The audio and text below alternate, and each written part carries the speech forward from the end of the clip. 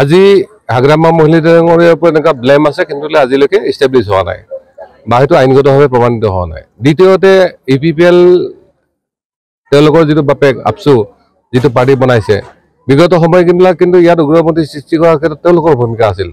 কাৰণ তেওঁলোকে যিটো আপচুৰ, কাৰণ তেওঁলোকে যিটো বড়োলেণ্ডৰ কাৰণে এটা মুভমেণ্ট কৰিছিল, বহুত ডেকা যুৱকে, কাৰণ দুটা ৰাস্তা থাকে, তেওঁলোকে ভাবে যে সহস্ৰ পন্থাৰে হয়তো আমি এইটো কৰিব পাৰিম, সেইকাৰণে বহুতে অস্ত্ৰ ধৰিছিল।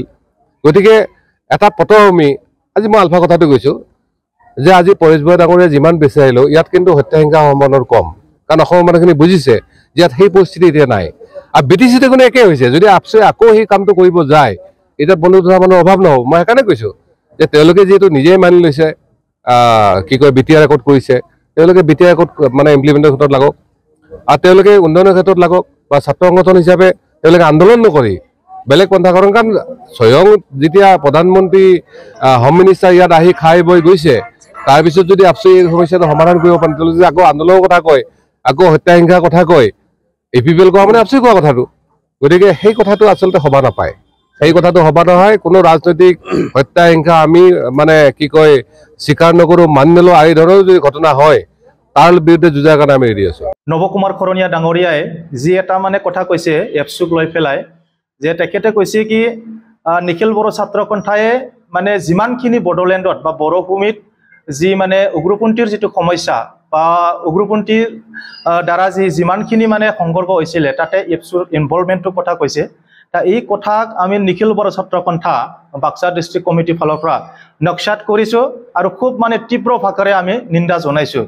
কাৰণ কি মানে ভিত্তিত এই কথাটো কৈছে, মানে আমি খুব মানে গৰিহণা দিয়াৰ কাৰণে আমি ইয়াতে মানে সংবাদ মেলটো পাতিছোঁ যে ইলেকশ্যনত মিটিং কৰিব আহিখিনি যিখিনি কথা কৈছে, যে আগতে তেখেতে নিজৰ মানে চিনাকিটো প্ৰমাণ কৰক, আচলতে নিজে মানে কোনটো জনগোষ্ঠীৰ সি মানুহ ব্যক্তি, প্ৰথমে সেইটো মানে আমাক প্ৰমাণ দিয়ক।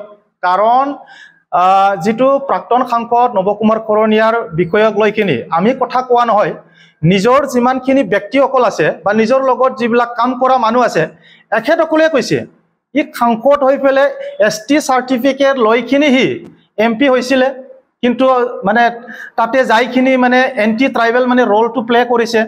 আৰু ই যিমানখিনি কাম কৰিব লাগিছিলে আমাৰ যিটো এই কোকৰাঝাৰ লোকসভা সমষ্টিৰ যিমানখিনি আমাৰ ভোটাৰ্ছ আছিলে সৰ্বাংগীন উন্নয়নৰ কাৰণে কাম কৰিব লাগিছিলে, কিন্তু আজিলৈকেতো আমি একো দেখাই পোৱা নাই।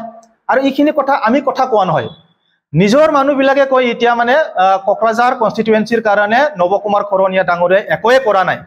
তো আজি বাক্সা ডিষ্ট্ৰিক্ট কমিটি এপচুৰ ফালৰ পৰা আমি সেইটোকে বিচাৰিছোঁ যে ইলেকশ্যনৰ মিটিং কৰি আহিবলৈ যি যাহাতা কথাবিলাক আবুল তাবুল যাহাতে নকয়। কাৰণ আমি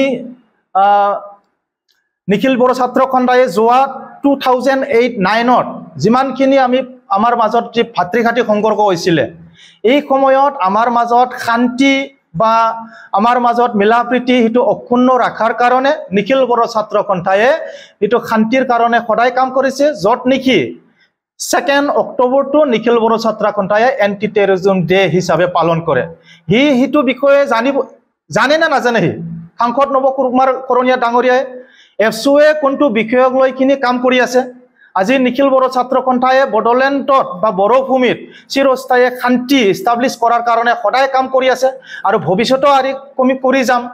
তো নিজে এজন ৰিপ্ৰেজেণ্টেটিভ হয়, নিজে এজন প্ৰাক্তন সাংসদ হয়, সৰ্বাংগীন উন্নয়নৰ কাৰণে কাম কৰিব লাগে আৰু সকলোৰ মাজত আমাৰ যিমানখিনি জাতি আমি জনগোষ্ঠী আছে সকলোৱে মানে মিলা প্ৰীতি থাকিবৰ কাৰণেহে কাম কৰিব লাগে।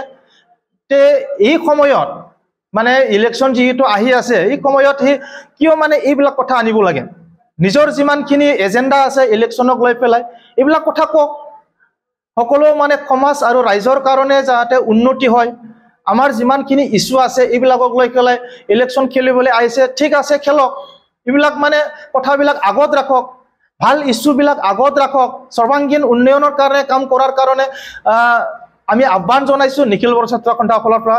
আৰু আমি সকীয়াই দিছোঁ যাতে এইবিলাক কথা মানে আকৌ যাতে নানে, কাৰণ ইলেকশ্যন আহিছে, চবে খেলিব।